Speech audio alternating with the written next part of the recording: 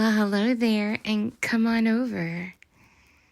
Just step around the vines and those flowers over there that could get squished if you don't see them. Okay, yeah. Snuggle in and let's put our feet in the water. Breathe in and breathe out. You know what we're going to talk about today? We're going to talk about the awkwardness of awakening. Everybody wants to awaken. Not that many people know that awakening can be the hardest thing you've ever done. That sounds like an exaggeration, but circumstantial things happen and that can be hard. So I'm not talking about loss of a relationship, loss of a loved one, injury, that kind of hard. I'm talking about process hard. Yeah, that's what I'm talking about. Because awakening just seems like a wonderful event. Doesn't it? Like now I wake up and now I create. You are awakening if you have these symptoms. If you feel the pressure of the world collapsing onto your energy field and you feel like an avalanche just fell on you. Awakening might be happening if you feel like running up to the top floor of a building and suddenly jumping off because you have so much confusing energy. You just feel like a cuckoo for Cocoa Puffs and you do erratic things. Awakening can be happening when you feel a deep sense of loss, but you haven't lost anything. Awakening can be happening if you feel a lifer view of your world and you don't feel any sense of accomplishment. Awakening can be happening when your body feels weird, like you get real sexual feelings from nowhere. That's your Kundalini busting out. And no appropriate way to work through it in that moment, right?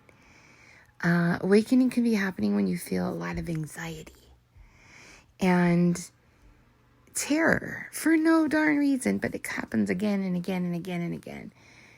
And you for some of you, have been awakening since you were born.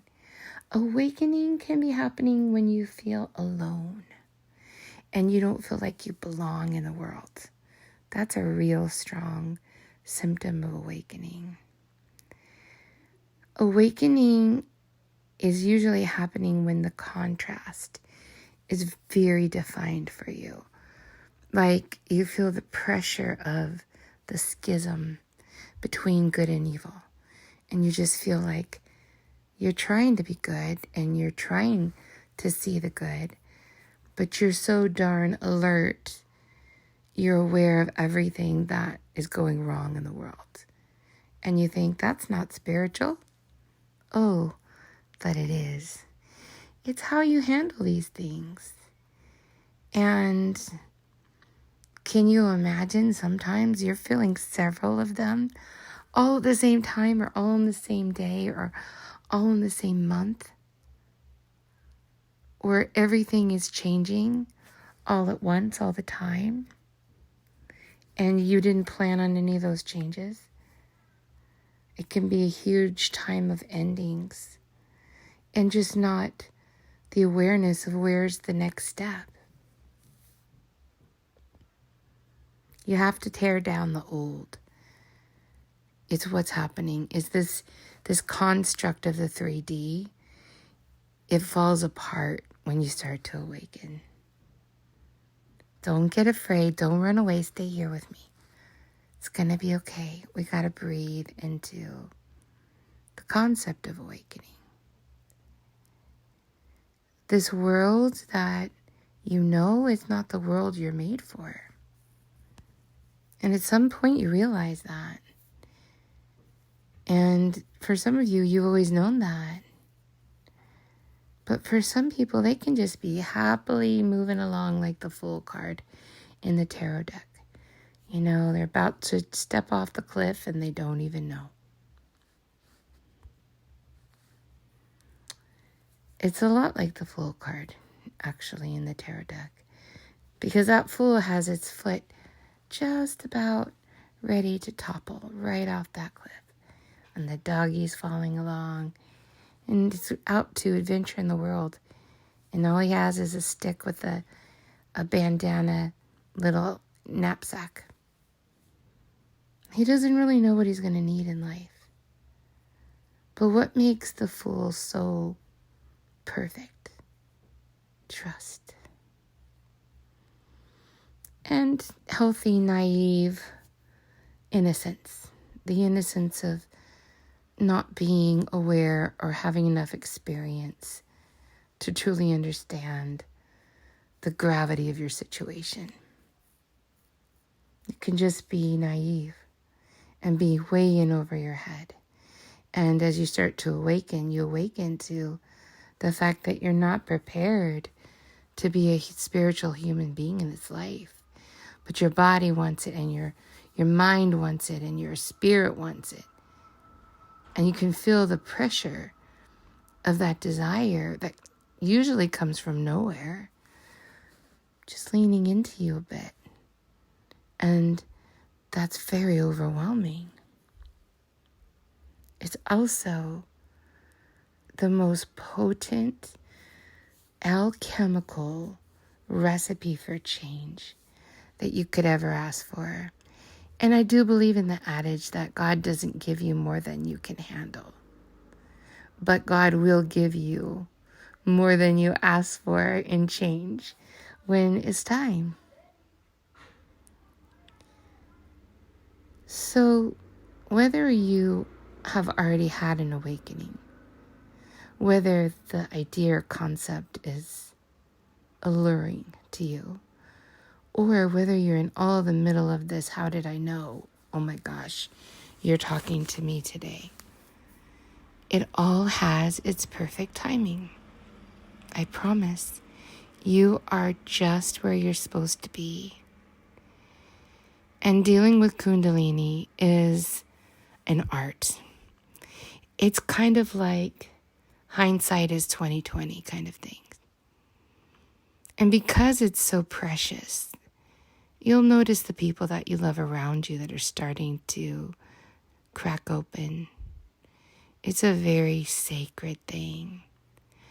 But it makes you erratic. It makes you kind of crabby.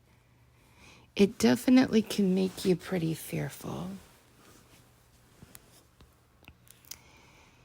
I think it also can make you feel very curious if you're going through these symptoms. And I tell you, it's going to be okay. This is what you waited for, to tear down the constructs that don't serve you anymore. And a lot of them were built over a false matrix. What makes it false?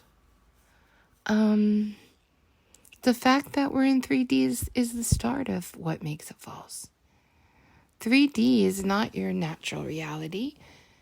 Your natural reality is to know your connection to Prime Source Creator and to live in bliss.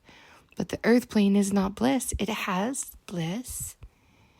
It has moments of bliss. It has ecstasy. We can meditate into that bliss. But you're never going to live there all the time. But awakening gives you a way to find it, to realize what's happening,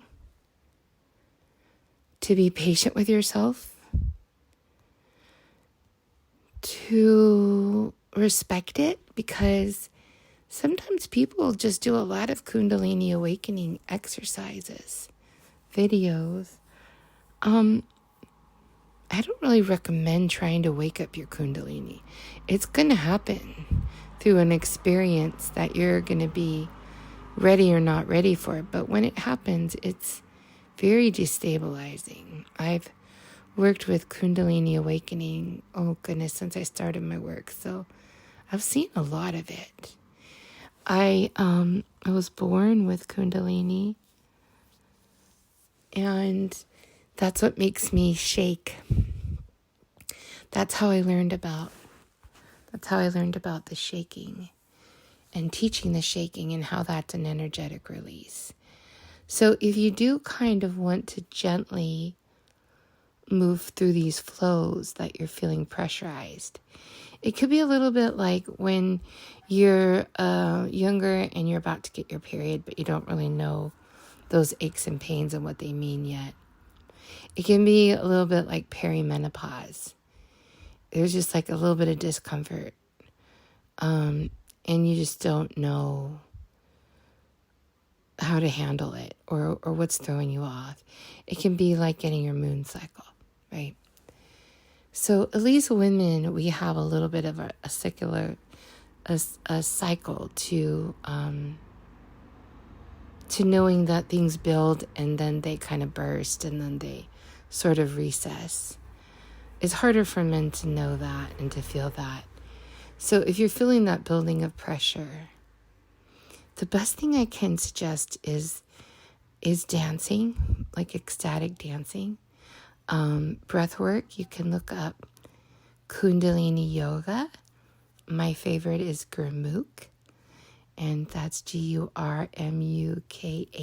And guess what? It's super old. It'll be hard to find. But she has such good old school Kundalini Yoga that you're going to love. You could do it again and again and again and again.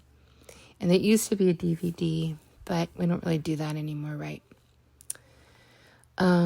So shaking, breath work, look up Breath of Fire, and find one that's comfortable for you. I do it a lot with you. And lastly, I would say, you know how light language is excellent for managing this. So find videos and audios on light language that you love. Let me know if you want me to make you more attunements with light language. I really appreciate it. In fact, that would be really helpful if you gave me feedback on that. And just making sure that you get really good food and rest in your body. Because we are getting closer to a time where even though it didn't seem like common knowledge to have awakenings, we're moving into a time when that is what our planet's going to be doing a lot more of. Don't let it scare you, but we're removing the rougher sides of our personality, and awakening really helps with that. So just utilize the pressures that you're feeling wisely and really devote yourself to your personal work. Try to make sure that you create regular attendance for yourself at the well.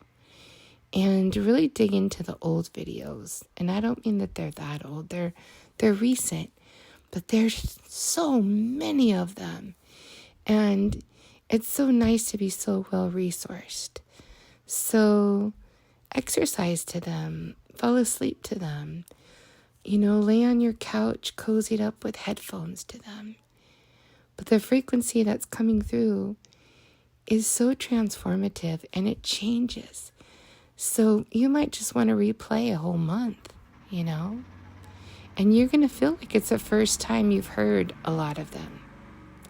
Know that the downloads are eliciting some of the rougher sides of your personality out of you so that you can heal and have a micro shift. And if you keep having micro shifts, it prepares you to be able to handle macro shifts, which are major changes that come up.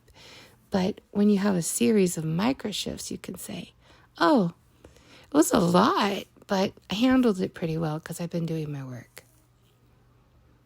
Today's really awesome because Kundalini really is hard, but it also makes you glow. You'll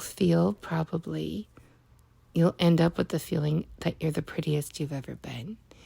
It's sensual energy, it's life force energy, and it's coming so you can be your true self. And that is amazing. I'm hugging you, and I cannot wait to talk more about this. It's a big subject, but let's start here. I'll see you in the world tomorrow.